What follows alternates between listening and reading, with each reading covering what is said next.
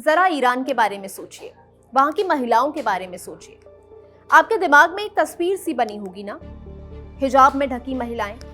अब वहां के स्कूल, कॉलेजेस और मार्केट के बारे में सोचकर देखिए तो कुछ ऐसी सी ही तस्वीर आपके दिमाग में दोबारा उकर कर आएगी। अब थोड़ा पीछे चलते हैं। ये दो तस्वीरें देखिए, एक तरफ है आज का ईरान और दूसरी तरफ है 50 साल पहले का ईरान, यानी कि इस्लामिक रेवोल्यूशन से पहले का ईरान। दोनों ईरान में बहुत अंतर है और इसकी वजह है ईरान में आई इस्लामिक क्रांति। जब भी बड़ी राजनीतिक घटनाओं का जिक्र होता है तो 1979 में आई इस्लामिक क्रांति का जिक्र जरूर होता है। 1979 में ईरान में रेजा शाही के पतन के बाद खुमैनी के नए नेतृत्व ने इस्लामी गणराज्य की स्थापना के लिए तेजी से कदम उठाए। मार्च 1979 में जनमत संग्रह हुआ। 98% मतदाताओं ने इस्लामी गणराज्य में बदलाव को मंजूरी दी। जनादेश का नतीजा रहा इस्लामिक रिपब्लिक ऑफ ईरान।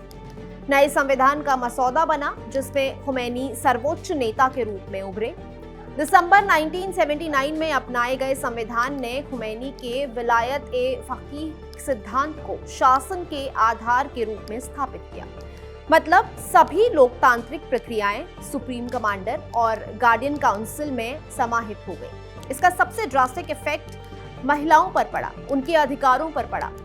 काम करने, अपने लिए वकालत करने, तलाक लेने जैसे मामले तो सीमित हुए ही, यहाँ तक कि हिजाब को कंपलसरी कर दिया गया। शादी की उम्र घटा दी गई। यूनिवर्सिटीज और पब्लिक बस या ट्रेन में भी भेदभाव के बदलाव दिखे।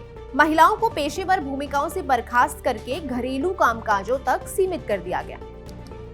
1979 से पहले वाले ईरान में मोहम्मद रजा शाह पहलवी का शासन था। शाह ने देश को आधुनिक बनाने के लिए कई पश्चिमी नीतियां अपनाई, जिसे व्हाइट रेवोल्यूशन कहा गया। 1941 से लेकर 1979 तक ईरान में महिलाओं को अपनी पसंद के कपड़े पहनने की आजादी थी। 1963 में शाह ने महिलाओं को मतदान का अधिकार दिया और 1967 में उन्हें तलाक में बराबरी का अधिकार मिला। जमीन के कानून बदले, शिक्षा, स्वास्थ्य सुधार लागू हुए, महिलाओं के अधिकारों में वृद्धि हुई, इंडस्ट्रियलाइजेशन जैसे सुधार हुए। लेकिन इसने आर्थिक असमानता को घटाने की बजाय बढ़ा दिया। अमीर और अमीर होने लगे। कुछ वर्गों में असंतोष जन्मा। श्वेत क्रांति से हुए आधुनिकीकरण ने सामाजिक विस्थापन पैदा किया। बेरोजगारी और महंगाई इसके बाय प्रोडक्ट बनकर सामने आए। इस शासन को वेस्ट से इन्फ्लुएंस्ड माना गया और इससे कट्टरपंथी आहत हुए। इसका विरोध हुआ और एक समय आया जब लाखों लोग इसके खिलाफ सड़कों पर उतर आए। इस सब के बीच अयातुल्लाह रूहुल्लाह खुमैनी एक नायक के तौर पर सामने आए। 1964 में सरकार के विरोध में बिगुल फूंका गया। खुमैनी इसमें आगे रहे।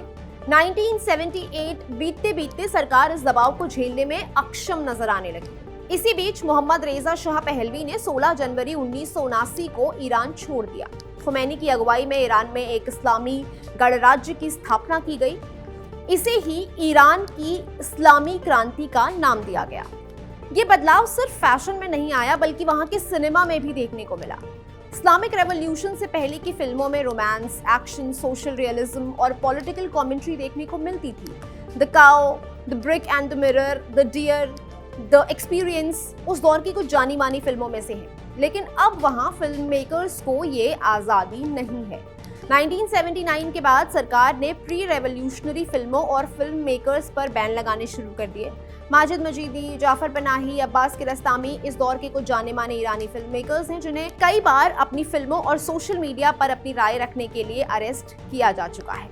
इस वीडियो में इतना ही। कैमरा के पीछे है मेरे साथी विमल, मैं हूं गरिमा। आप देख रहे हैं कड़क। शुक्रिया।